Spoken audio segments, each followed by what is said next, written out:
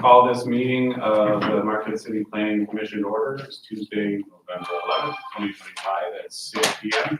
We'll begin with roll call over on this end. Margaret Rayner, present. Dick Cooter, present. Nicholas Vermont, present. Jane Fitkin, present.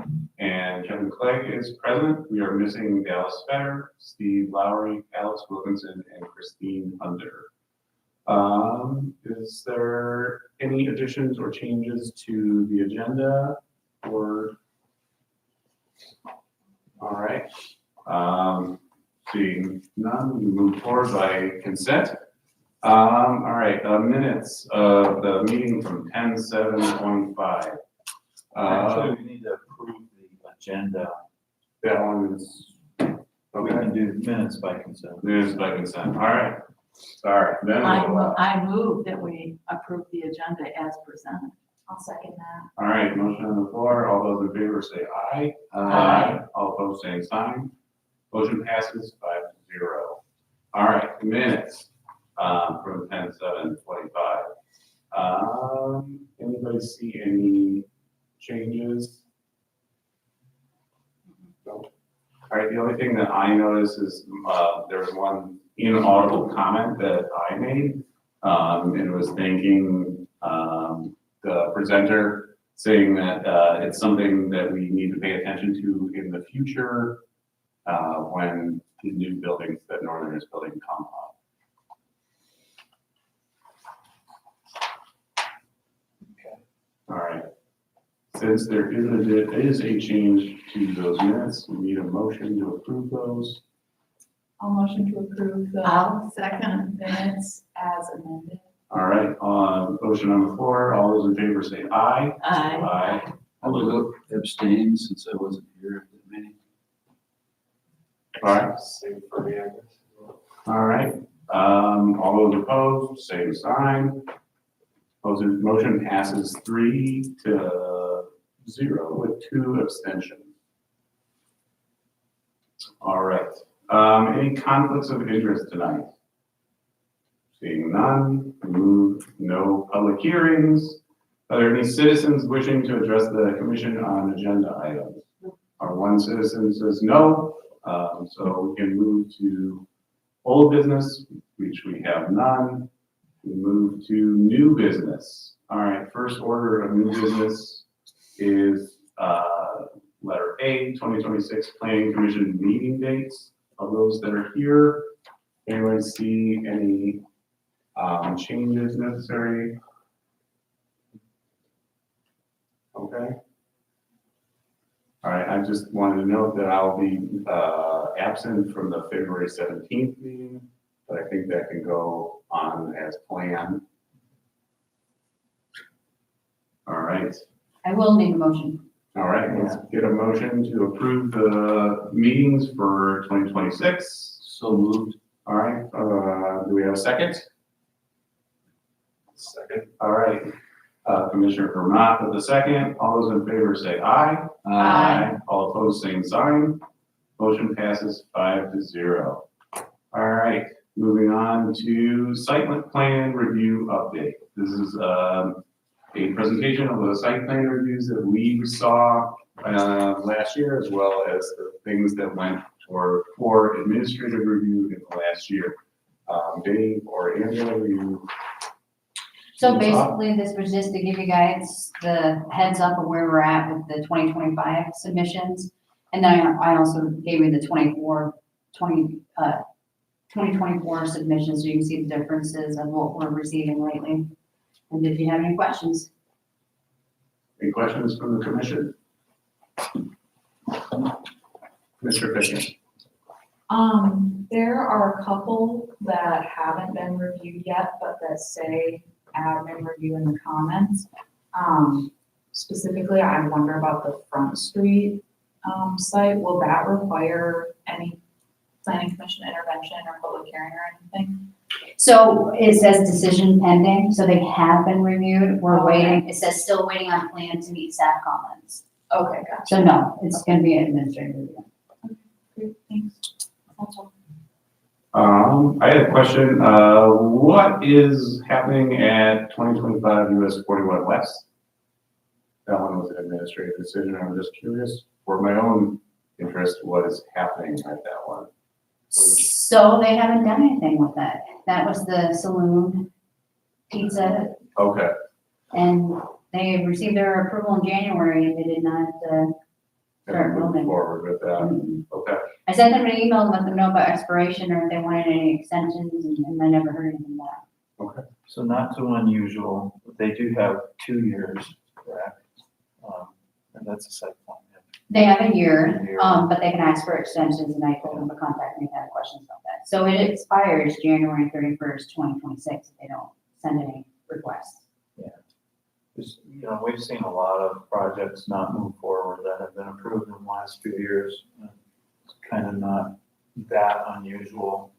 That bank that's being built on the former mall site was approved two different sets of site plans approved for that one. Or is this the third iteration? I believe fourth. So, yeah, of course, the first time they were approved was before the pandemic hit.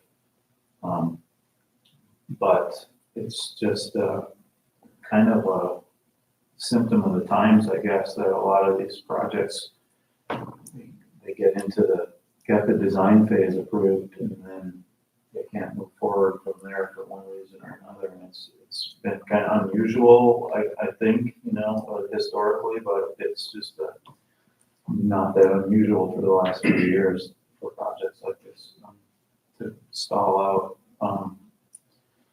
Anyway, I wanted to just add on to, for the benefit of Jake and Nico in particular, that we are doing this review periodically like this because we changed the city adopted new rules as recommended by planning commission into the LDC a couple of years ago that reduced what the planning commission has on its plate for site plan review. So the standards now for what planning commission reviews for site plans requires a much larger level of development than it did prior to that point in time. And so as a way to kind of get the planning commission up to speed on what site plans are being reviewed by us and what these projects mean are what they are, we're doing these periodic reviews. So, like, for instance, one of the most visible projects in the community that's going to be coming out of the ground in the spring probably is going to be the Vault Hotel project at the Savings Bank property. And that would have formerly required site plan review by the planning commission, but no longer does. And well, they did some things that also brought it down to, they did a land division to comply with some of the requirements of the form-based code that apply to that property, which they would have done either way had, those things remained the same in the land development code about what planning commission reviews and doesn't. But anyway, so that's what this is all about. We're trying to be transparent about what we're doing, what comes into the, because at this point, I think when Kevin did the presentation to the city commission, we put the stats together for the review in 2024, and we had, I think it was 18 site plans reviewed by staff and 3 reviewed by the planning commission. Does that sound right? 14 staff and 5 planning commission. Right. Okay. That was 24? Mhm. Okay, so, yeah, it's pretty skewed towards, 75% or so that year towards staff review. So we just want to get that out there for public information, put it in our records. So it's clear to everybody what's happening with site plan review.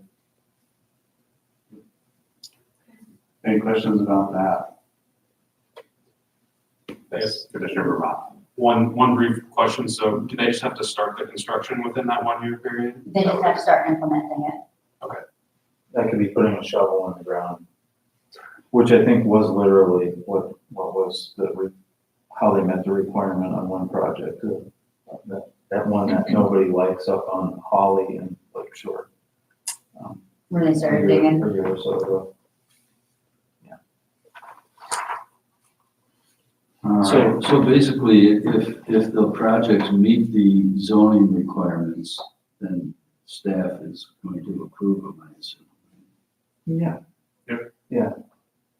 And that's a large part of why that was done, because, really all the development requirements that don't have some discretion for planning commission to, use some judgment on. We're gonna approve those, if they meet all the standards.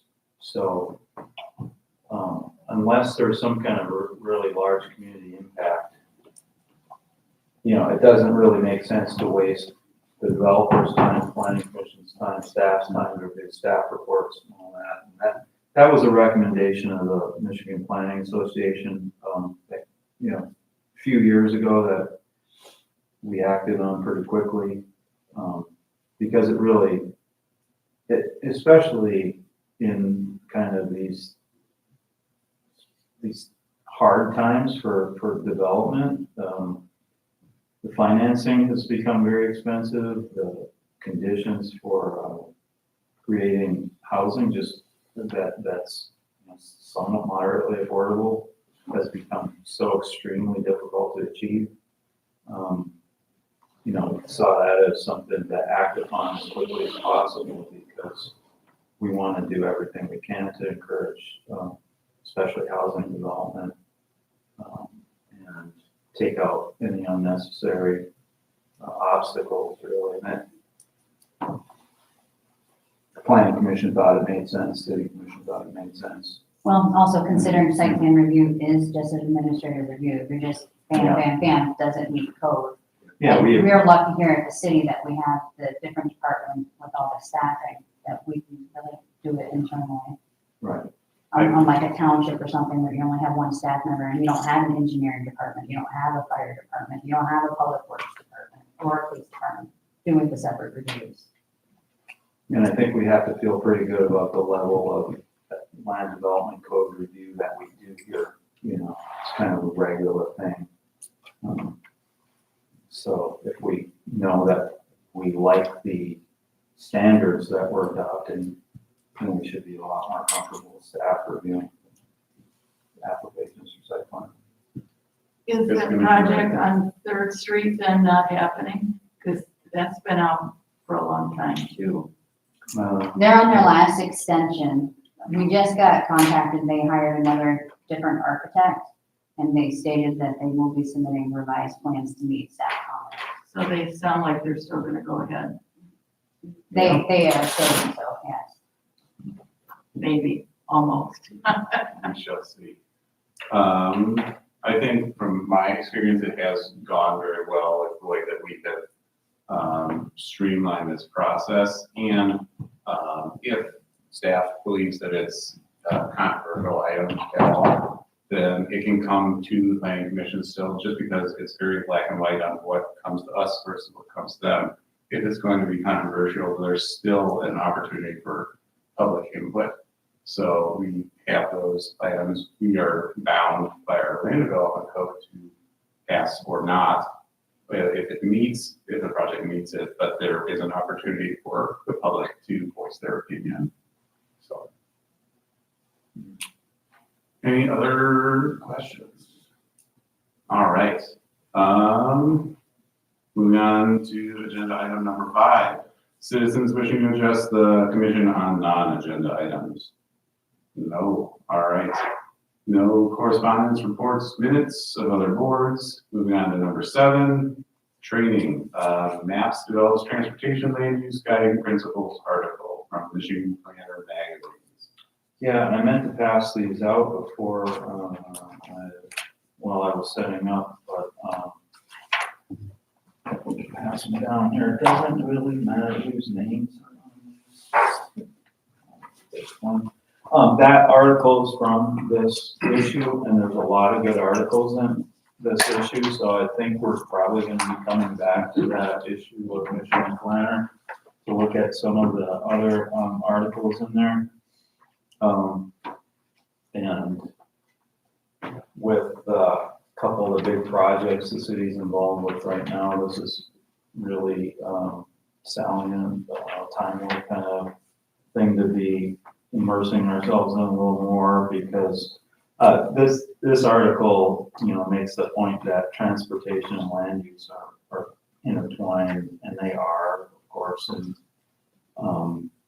transportation system decisions largely influence what the land use that follows, and vice versa. It can, land use decisions can affect the transportation network or new systems in the network.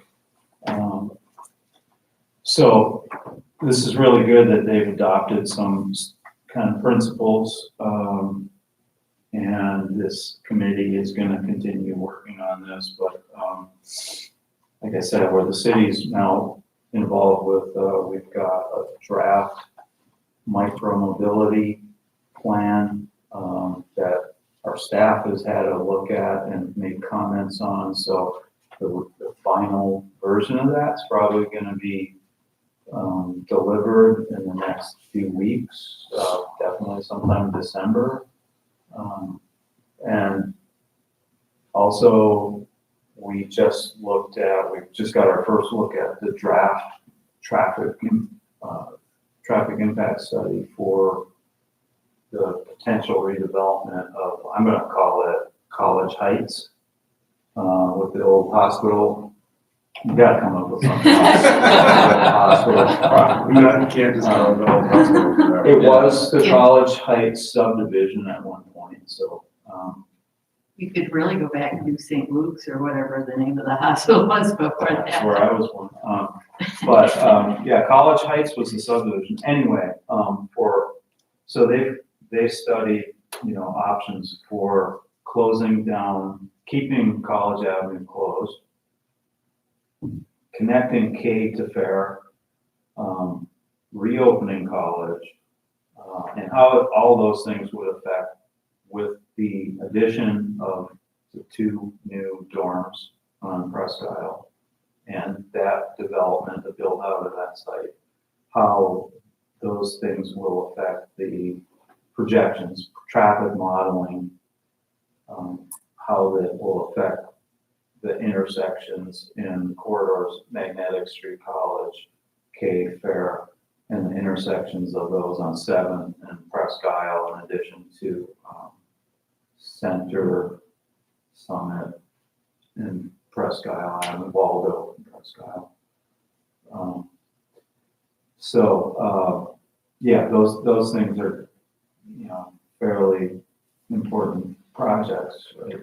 So we'll immerse ourselves a little more in this transportation issue here, because there's really a lot of valuable stuff in there. Like I said, I started out as a transportation planner, and really do think that it's something that land use planners should really try to understand as much as you can, because land use and transportation are completely intertwined. Thank you. I'd be curious to see that traffic study for College. In full disclosure, I live on College, and I want to know what's going to happen. I think that there should be 2 streets, whether they're College and Magnetic or College and K. That's my personal thing. I know that the people on Magnetic would absolutely love it if College opened up. They don't like it the way it is right now. Yeah, but I'm not sure what level of public involvement, if there will be any real public input to that study, because the study is basically a set of conclusions and recommendations, or not so much recommendations, but it's conclusions like, if you do this, then this. Got it. Yeah. So who's doing the study? It's a firm called DLZ. Huh. They also did the major traffic study around the city in 2013 or 2014 before the roundabout. were constructed with that in mind, with the hospital relocating, needing, better access to the new hospital site, and the idea of the roundabouts was part of that project. But, and those studies are super technical and really dry. It's not real, it's not interesting reading. But so I don't know, it's obviously a document that's gonna be available to the public, but I don't know that it's gonna be really released for And that is, any input by the planning commission or the city commission.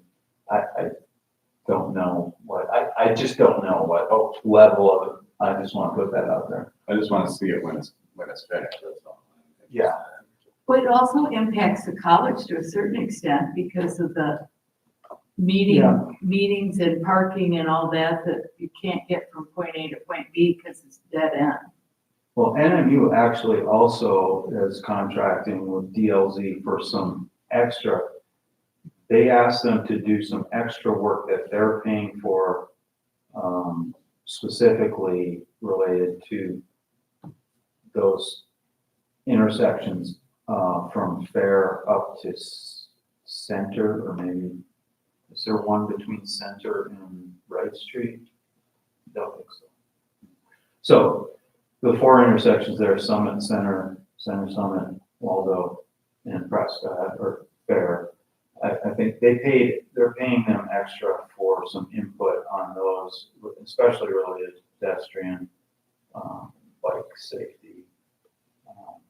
But that hasn't been, to my knowledge, that the city hasn't gotten any information on that one yet. But, yeah, so Fantastic. I'll let you know what, I know about the ability to share that study when it's completed. So it's primarily a study and information. It's not necessarily dictating what the city does. Oh, yeah, right. Right. Right. Like I said, it's almost like a dichotomous tree thing. If you are gonna keep K closed, we recommend that Fair and K are connected in that either roundabout or four-way traffic controls are placed at that intersection. Those kind of conclusions. And it's full of, this is the expected traffic volume, the expected number of turning movements at each intersection at different times of the day in the build-out years 2030 and 2050. So, and it looks at those intersections in terms of level of service that's expected in those years based on those different options. So there's a lot of information in there. But, it's pretty easy to glean some of the really important stuff out of it. Like, we're gonna have a failure of, level of service. It's gonna fail at certain intersections by this time if we don't do some things that are, recommended, or follow some of these conclusions. The existing conditions will have failures at some of those intersections. And you can already see like some of the changes that are happening, how that will probably occur. So is that something we could ask for, like a presentation or a summary or something on as a planning commission? Yeah, it Seems like it would be useful information for us. like I said, it may be that DLZ is gonna come and do a presentation to the city commission. Or I think maybe the city engineers will do a report to the city commission on the study. I don't know how that's gonna go down, but I'm sure one way or another, we can kind of break it down with maybe have the city engineer come in and talk about it, if nothing else. Look at how many more people are gonna be in that area with all the building that's gonna take place at the old hospital site. Yeah, What is it, 40 units there? Even if you only have 2 people in each one, you're looking at larger numbers, for sure. And that's just the first part. That's just the first little section, right? Oh, yeah, that's just a section on Magnetic Street. I'd expect at least a couple hundred units on College Heights. Yeah, I saw, there was an article in the Mining Journal recently where Mahaney from Viridia said like 350 to 400 plus units. Okay. Yes. So it's gonna be a lot. So that's gonna really affect the traffic in that area, and to have it all routed down one street, it's not gonna work. And 400 new student beds. On Presque Isle, yeah. It's like I'm close sure. to 1,000. Sounds like this traffic study is highly detailed. Yeah. They're looking at this information too, so We just won't be able to come to your house, because we won't be able to get there. that's okay. I appreciated the article, and I wanted to put this in there. I like that it talked about fostering economic growth and social equity. As an anecdotal piece of evidence, I was a 10-year-long, year-round bicycle commuter, and my wife and I only had one car. And we figured at the time that it was saving us about $5,000 a year. Average car is driven about 10,000 miles. And now the mileage rate is 70 cents a mile at the government rate. So that's like, it's even more incentivized to ride your bike.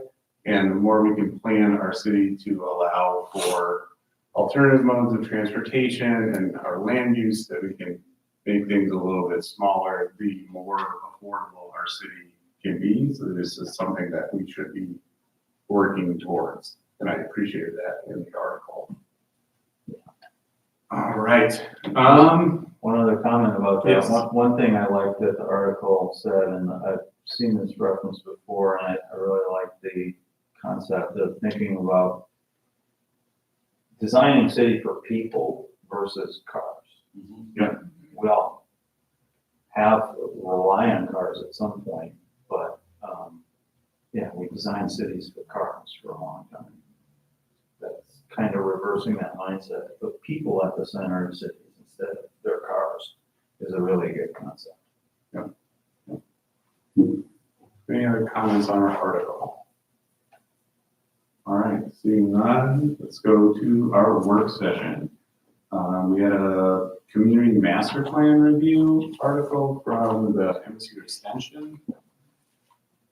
Yeah, so I just picked this up because we've used this in the past, and so I've got my version of this. Sure.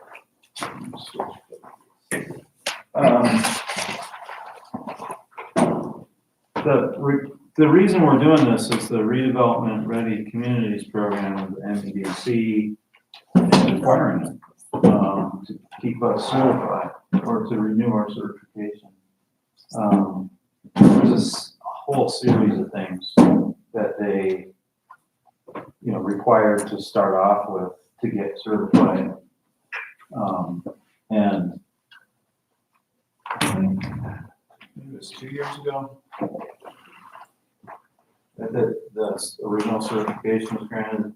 There are lots of communities in the state that have started this or been approved. And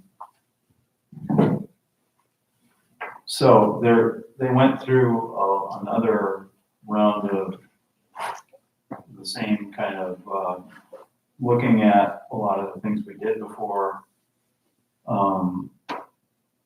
requiring updates. That we have a guide to development that is that was required that we didn't have before.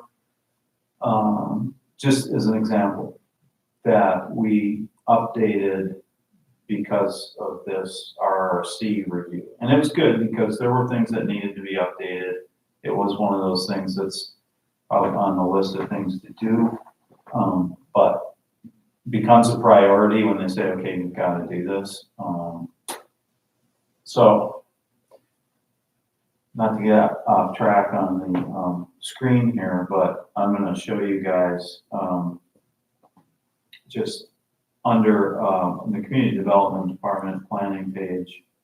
we've got these 4 different pages, right? Planning, zoning, engineering, code enforcement. So this is one place you find the master plan in the supplemental report. And the guide to development is actually on the zoning page. But so we updated the guide to development. The master plan now,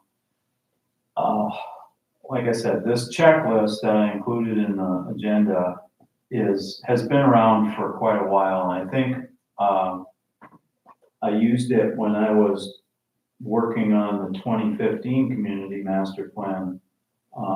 And by my recollection, that master plan met all of the required items in here.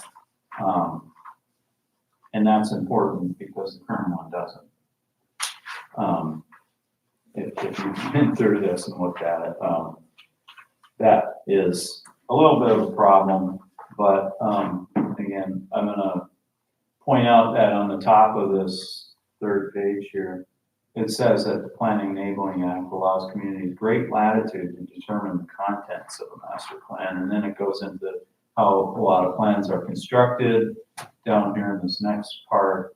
And it's, it says you can have basically an introductory booklet or guidebook, and then a fact book with all the background information. That's more or less what we have, but then they go on to say, 3rd option is to have an executive summary.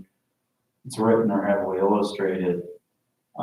So our plan actually says it's an executive summary that starts out with the plan, the guidebook, or what we call the plan.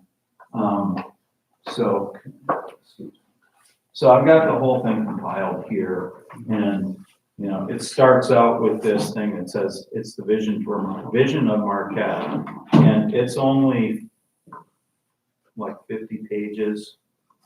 Maybe it's not even 50 pages, and then it gets into the supplemental report, which has 10 chapters plus some appendices.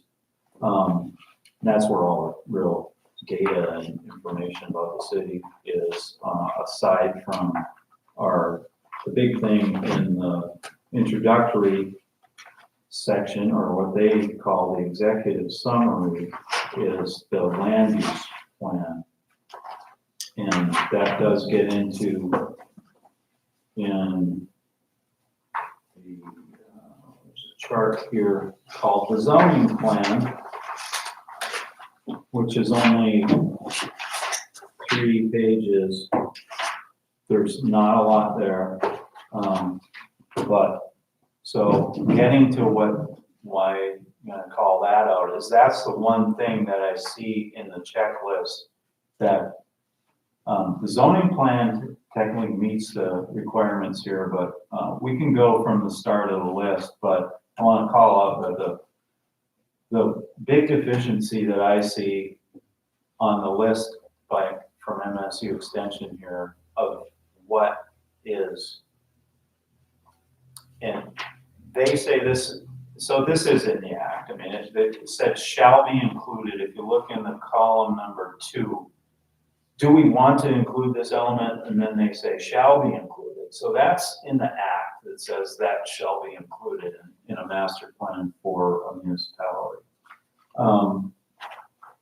The one thing that's not in this plan is the zoning map, and there are some other things about the zoning plan that I see as still deficient. I think it's important to keep in mind that the Planning Enabling Act isn't the kind of law where anybody's going to get sued or in any kind of trouble. Mm-hmm. But it's the kind of thing we want to try to comply with to the greatest degree possible. But going through the list here, I did note where I found all all these items. And we don't need to really talk about those unless you want to.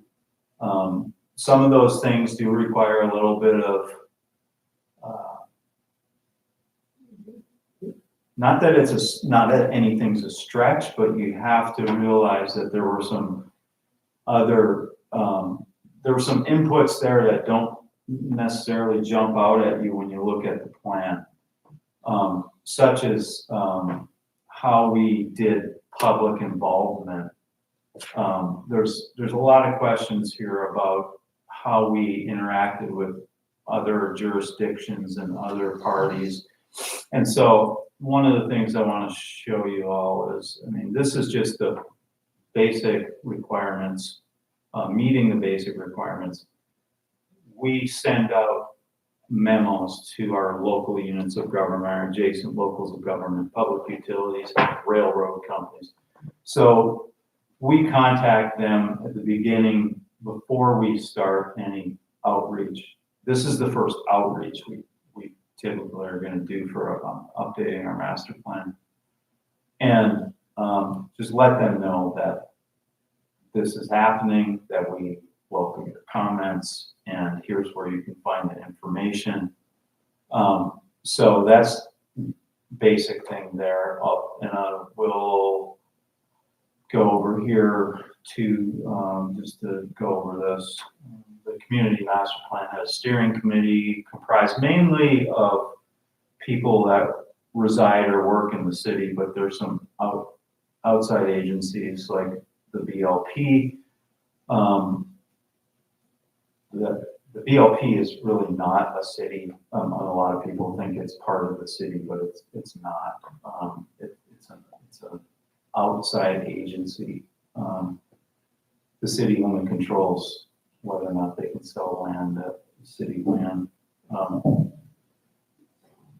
The SWP, we had, county planner Emily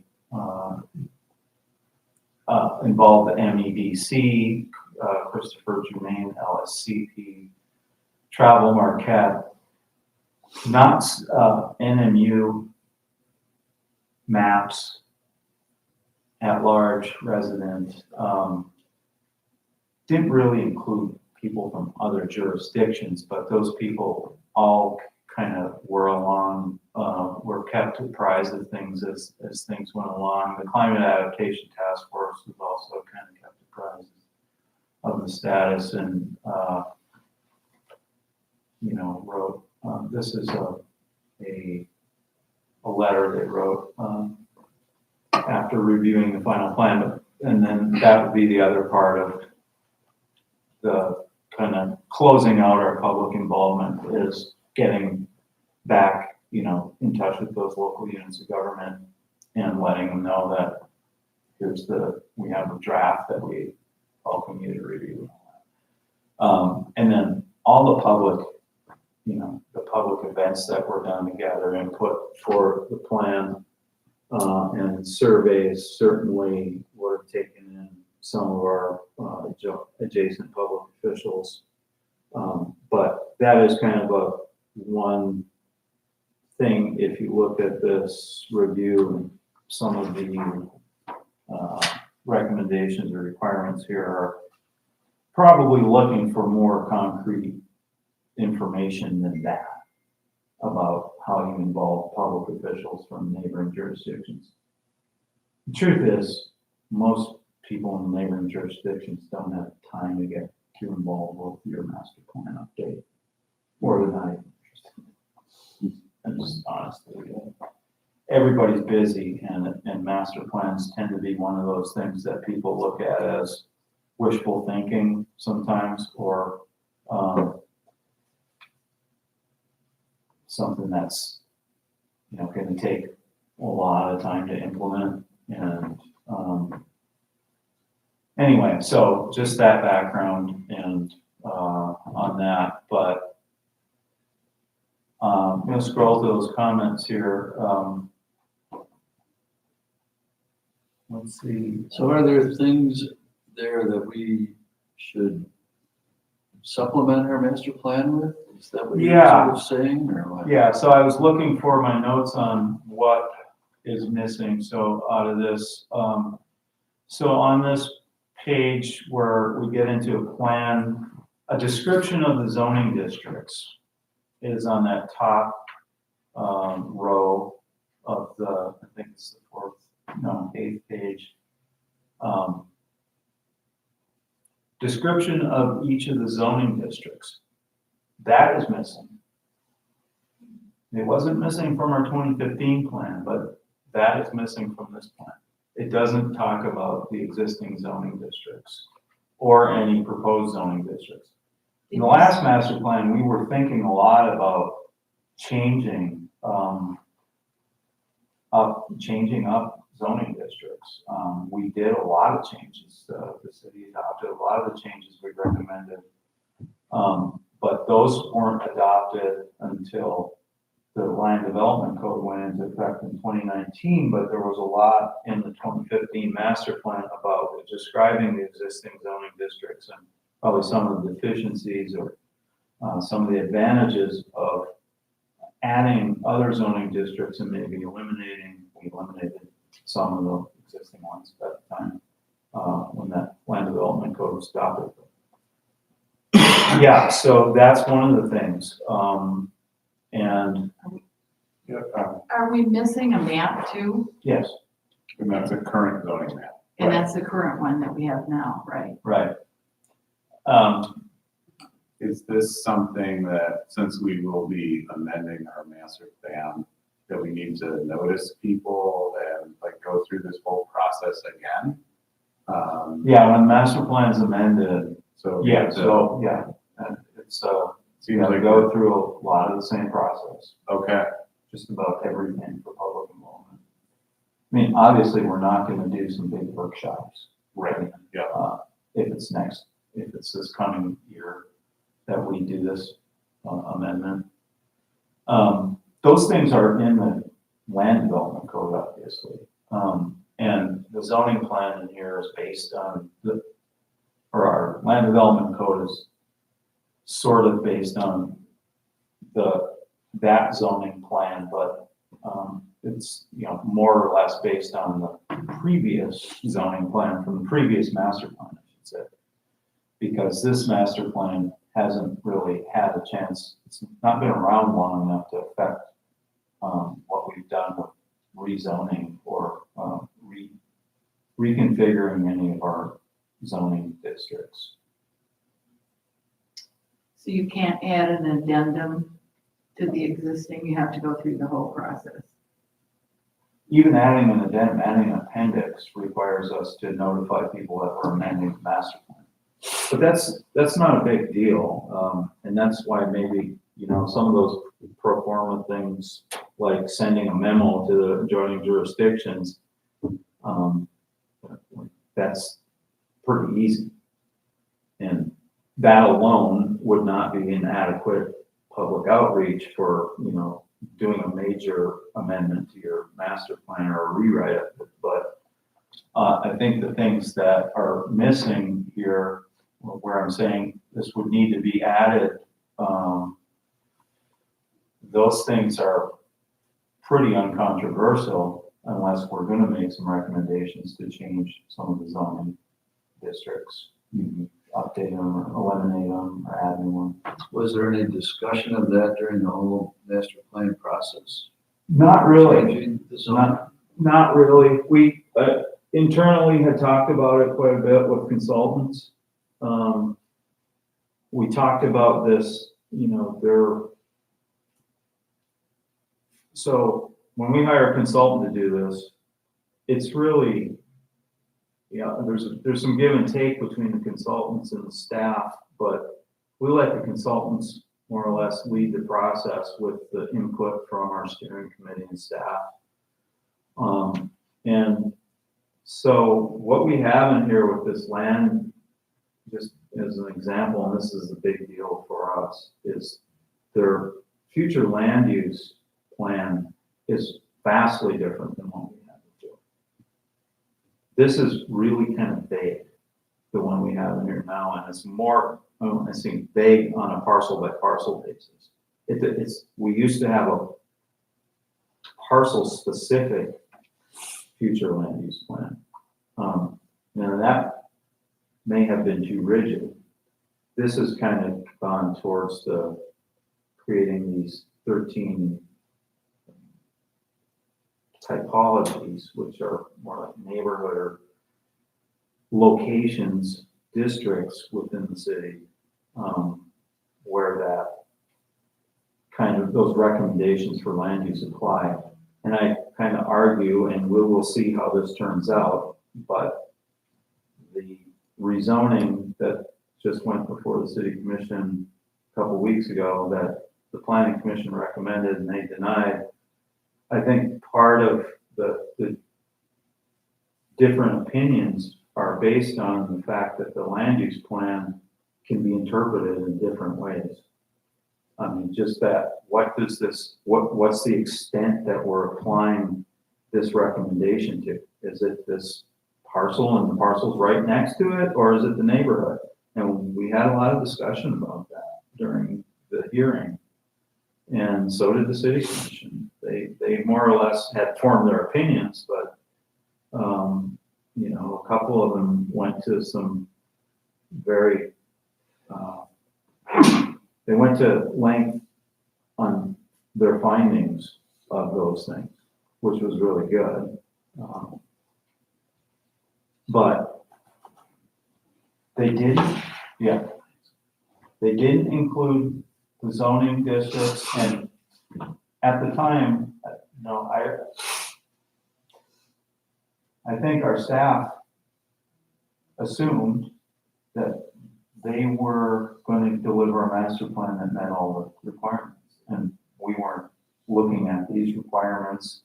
I think I was a bit concerned about, you know, not having the zoning described in there. I don't remember why a zoning map wasn't included, but should have been. Those things should have been included, and we dropped the ball on that. Our consultants, very good consulting company, and they won national award the year before this. They came to Marquette with this plan. That's not the first time they worked in Marquette. They were the consulting firm that coordinated our 2004 community master plan as well. Yeah, those are oversights, and again, I don't consider them to be a huge deal because the land development code is very good and describes all of that stuff, but we will need to amend the plan to get those things into the plan, I think. Are there other things as well, sort of big ticket items that you noticed that in going through this? No, those were the only things that I thought were missing.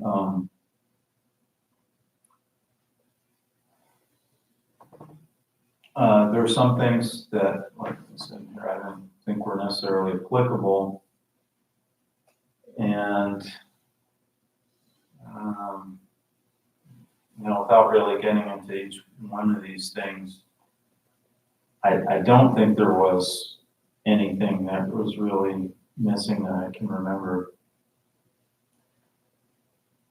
This one thing on redevelopment sites, so these are optional items here, though. I think, do you want to include this in the plan? This item, this is the bottom of page 12. It says plans might also include, if reasonably can be considered as pertinent to the future development of planning jurisdiction, recommendations as to the general character, extent, and layout of the development or rehabilitation of blighted areas, the removal, relocation, widening, narrowing, vacating, abandonment, change of use, streets, grounds, open spaces, buildings, utilities, other facilities. We did do this exercise, which is covered in page 29 to 33 of the executive summary for what the community thought were its priority sites for either redevelopment or larger scale, like transformation, visionary kind of transformation. It's not quite the same as this, and I think this one gets to something that I think should be in the master plan, which is asset management. Really talking about how the city is going to manage all its assets. And that is going to require the city to actually start doing asset management on an organization scale, which is a big deal. That's something that's the Michigan Infrastructure Council is trying to get cities around the state to buy into. All cities in Canada, or at least in Ontario, now require asset management to be done on an organization-wide for their municipality. And what I'm talking about there is not just, the equipment the city owns in the buildings, but it's IT infrastructure, it's roads, it's underground utilities, it's water treatment facilities, it's everything, it's staff. Does it include things like wetlands in the city or? Only if that was municipal property.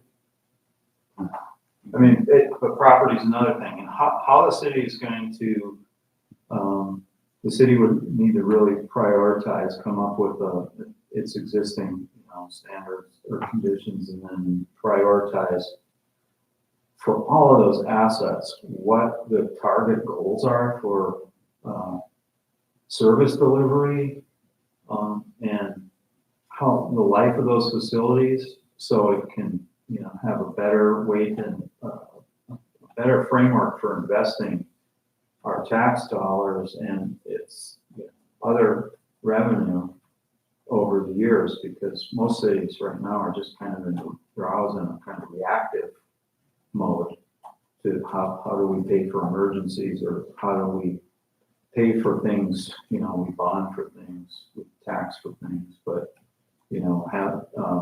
there's not really that kind of real super detailed laid out kind of plan for all of your assets and how you're going to phase things out or replace things over time on that kind of organization-wide scale. So anyway, that is another thing that I think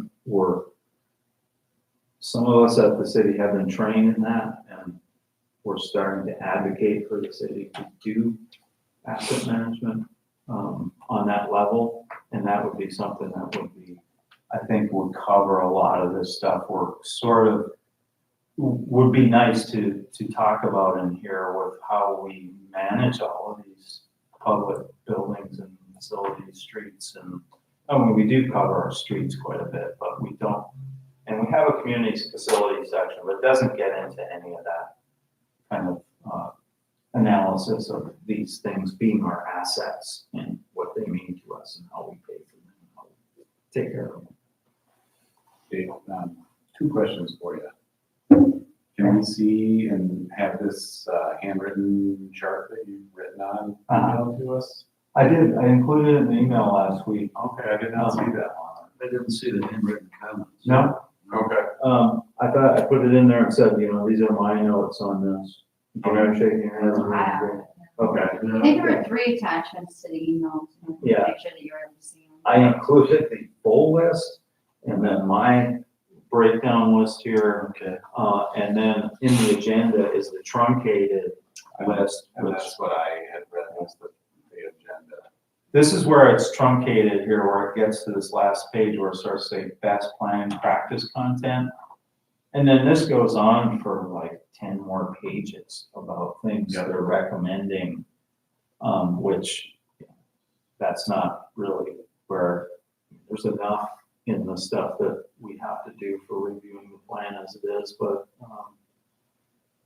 if we were in that phase of the cycle where we're a year from having a new master plans project started, maybe we want to get into that fast.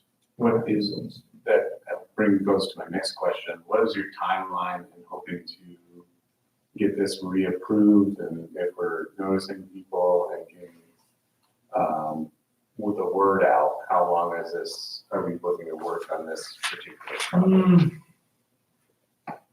Yeah, if it was just an amendment for those things we discussed, I think that's pretty simple and could be a process, and only takes a few months, 3 or 4 months, but I'm not sure that's what we're gonna do, or if we're gonna get into something more substantial before we do an amendment. And that's something we've gotta talk about some more.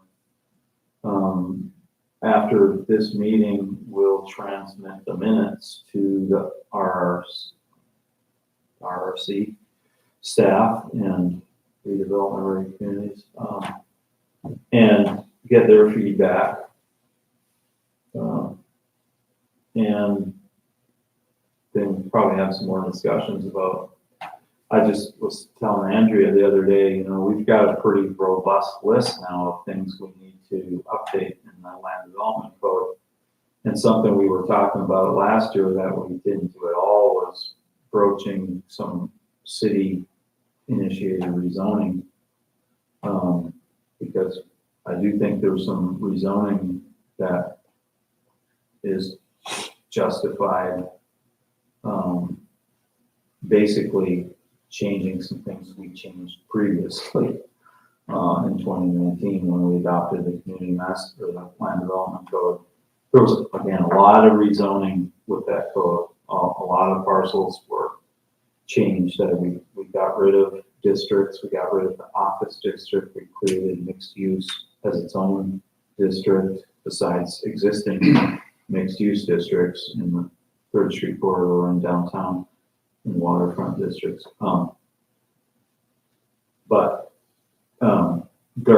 There are some other properties, and I think I want to, have some discussion with Dennis about whether or not we might embark on that. And that's something that could come up in the work session that I emailed you guys right before the meeting. But I just got this afternoon from the manager's office that they're scheduling a joint planning commission, city commission work session on December 8th. If there's enough planning commissioners that are available, 5 p.m. on Monday, December 8th. That might be a topic to bring up at that meeting.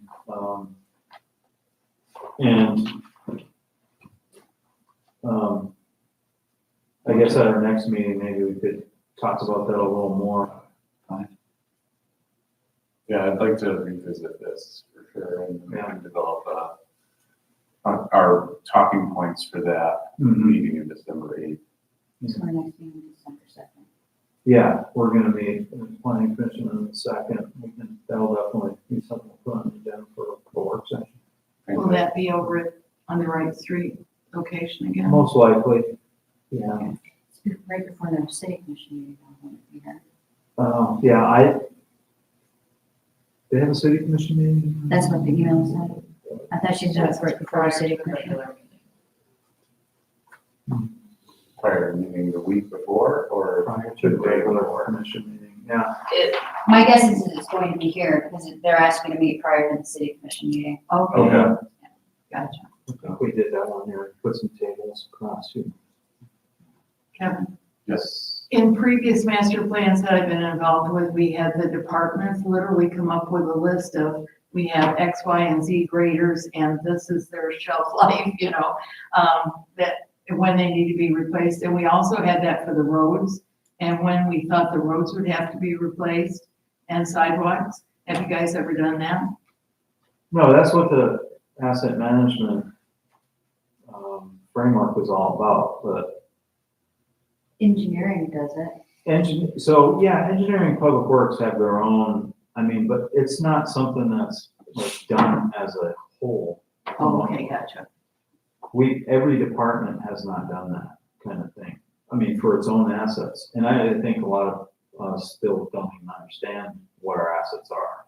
That was really helpful individual though, requirements. when you were looking at the big picture. Sure, And yeah. that you got X number of dollars you're gonna have to outlay for these, Yeah. these two roads that are, you know.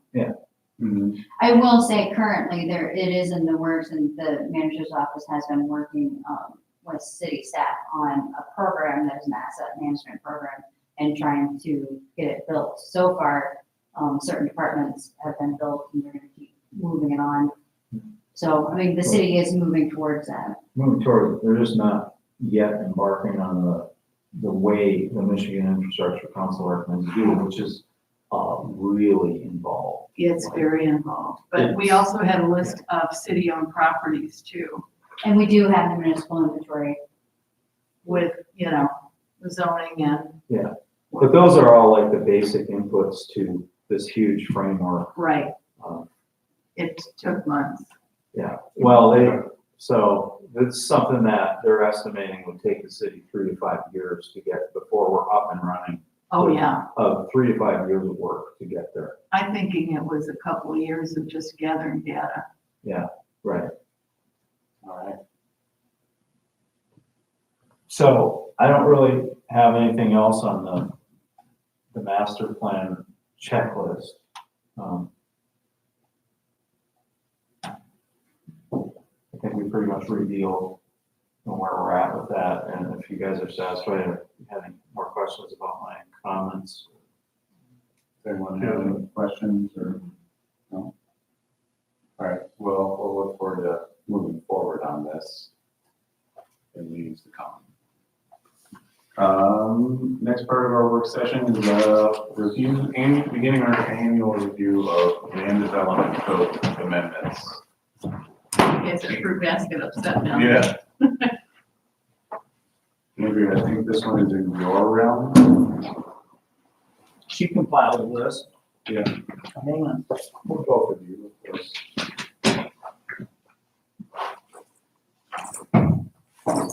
So we're starting with this is really easy kind of stuff. Simple fixes and clerical or. I noticed that there was only one, let's see. That you have to discuss. Yeah, we have to discuss. Yeah. Alrighty, so these were basically things that we have found that needed to be fixed. Basically language issues, but it's not something that we can fix ourselves. It actually has to be through you guys for an amendment. So for instance, this first one, we need to fix the language as shown, moving the word is, and then instead of vertical plan, it should be plain.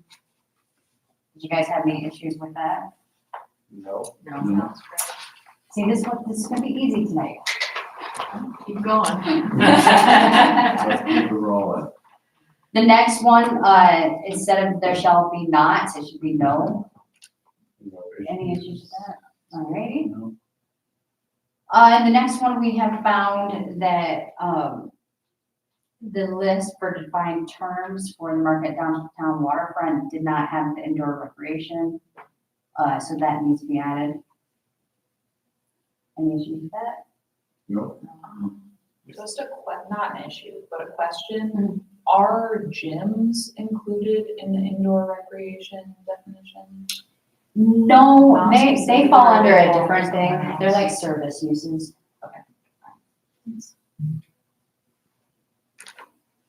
Okay, then, actually in reviewing the 101 South Front Street plan, Dave and I looked at the language for the full RBL and felt it needed to really state and clarify this means the total of the 2 street frontages, or you can say all street frontages.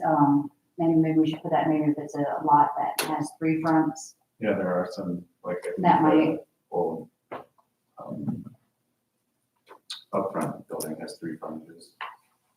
It's not in here, but RBL is required building line. Thank you.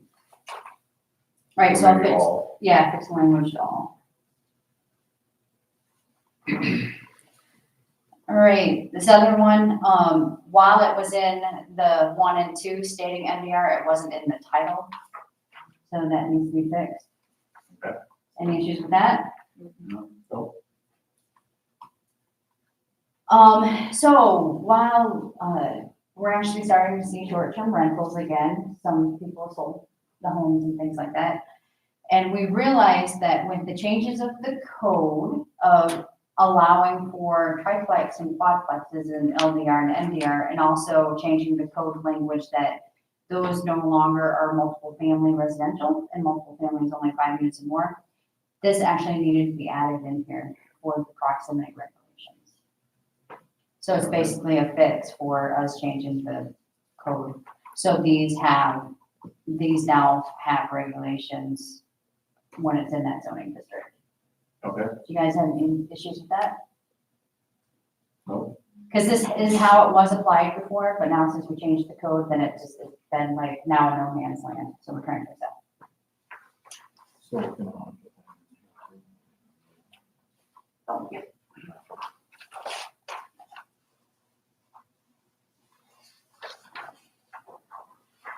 The next one is we reference an incorrect item, and this is just updating it to reference the correct item back. Any issues with that? Nope.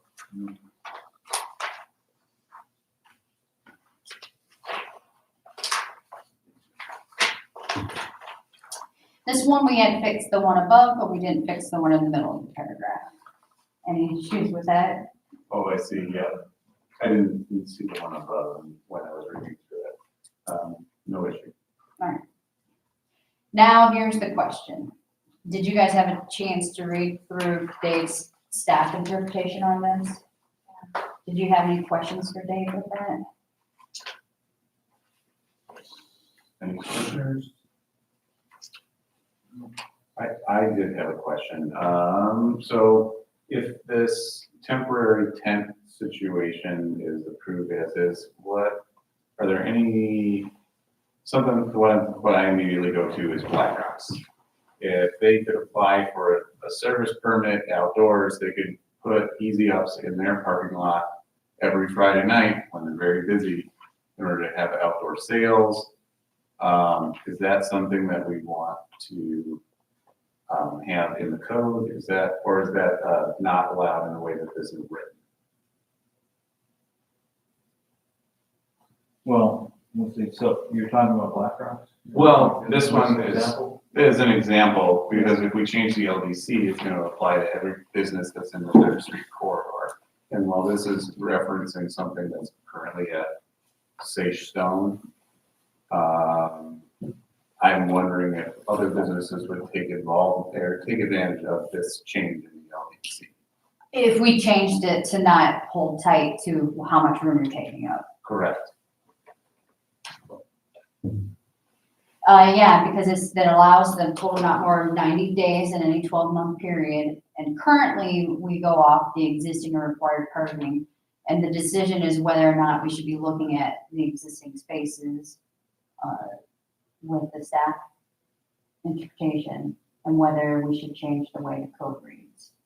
And your question is whether we should do that, because then that would allow for them, they could potentially take up the entire parking lot. Correct. And what issues the planning commission might see with that. Right. That is kind of concerning when you think about it. I didn't think of that example. Now, this is not just for the Third Street, this would be for any commercial parking lot. Any commercial. Right. Okay. But the size issue that you could fill the parking lot. Right, and on a weekend, or like, they're using a weekend as an example, but it could be for up to, was it 90 days? Just a long time to not have all that parking Not gone, have parking. since parking's a premium in a lot of places. And it is in not just Third Street corridor, but it is in every place that is exempt from having parking regulations, which tend to be where we need it as much as possible. So if we're exempting them and letting them cover it. Do you have any comments with the interpretation? Well, just to be clear, my interpretation is only for where there's no parking required, which is the Third Street corridor example, so. True, but there is existing parking. This is just really this interpretation is just about the fact that how that's construed. If there's no parking required, then they wouldn't have to be concerned with that part of the code. So if they were building something new, they're not required to build that parking lot. Right. That's As correct. long as whatever new is not a special land use. Yeah, unless it met one of the, there's a few different uses up there, assembly uses, for example, like, they have to have some parking spaces, but most of the uses up there don't require having any on-site parking requirement, such as Black Rocks. They're not required to have parking. Mhm.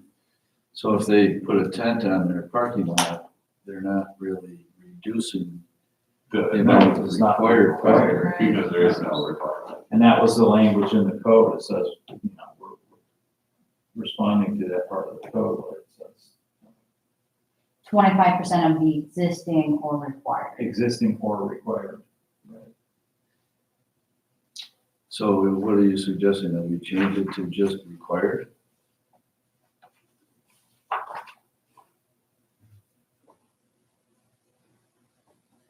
If it's not required, then how can we make them?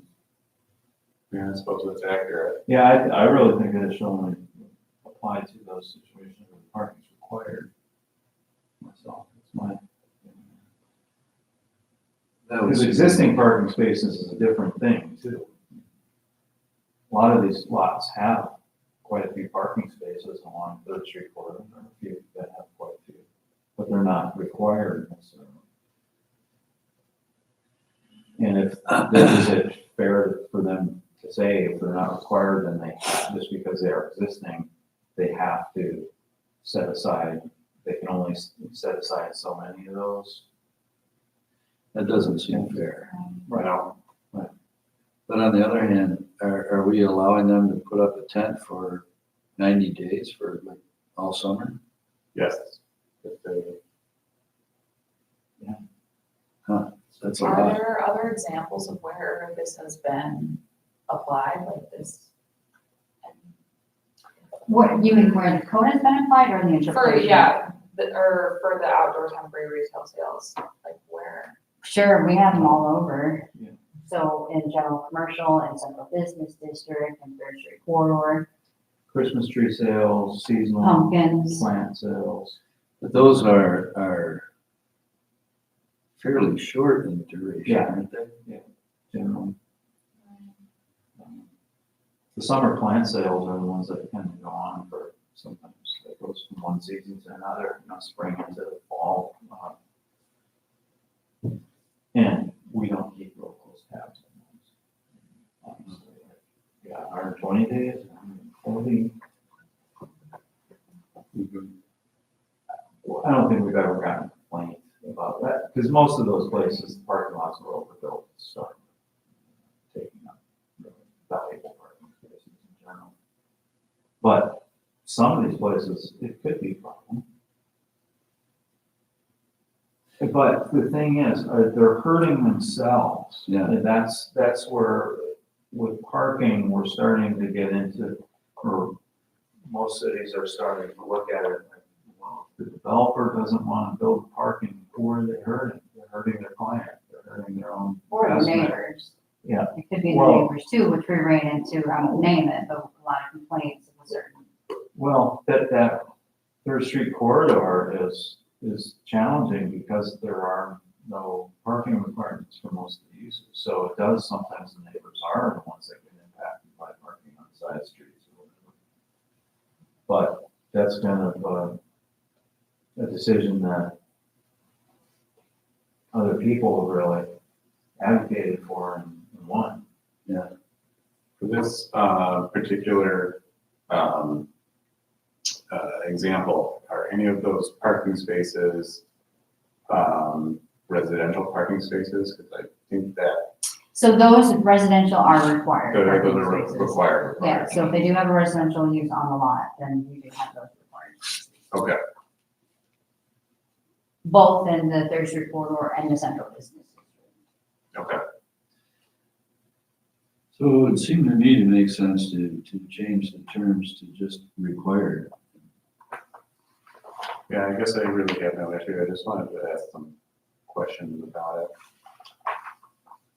it. As long as the required is in there. Yep, as long as required, then that.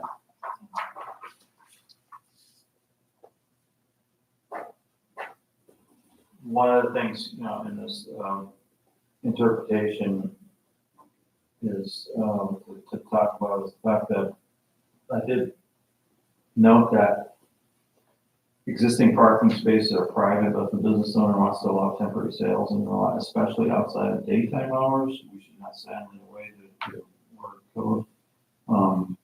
There's no compelling reason. So the daytime hours thing could be a consideration too. But that's parsing and maybe finding one. I see no issue with omitting the daytime hours portion. Like the logic on what we're saying is if there's none required, then we can't have prohibitions on them doing that and putting it into time of day is a little bit too fine, I think. It's already gonna be there, so I think, Yeah. yeah. Okay, so we will take out the language existing or, Correct. right? All right, that was it. All right. You need a motion. Yes. Let's do the motion. All right. Motion No, you don't, but yeah. to adopt these changes to our land development code. No. Wait, We no, are we're not just, adopting. this is just a work session, Or so work it'd just be a motion for staff to add this to our final document. Correct. That's All right. I, So- I say that. With your proposed changes. With With your our proposed changes. And I'll support. All right, Commissioner Cooter with the second. All in favor, say aye. Aye. All opposed, same sign. All right, motion passes 5-0. That moves us to commission and staff comments. Commissioner Raymer, if you I will have start. no comment. I'd like to thank the 2 new members for joining us. Look forward to seeing you.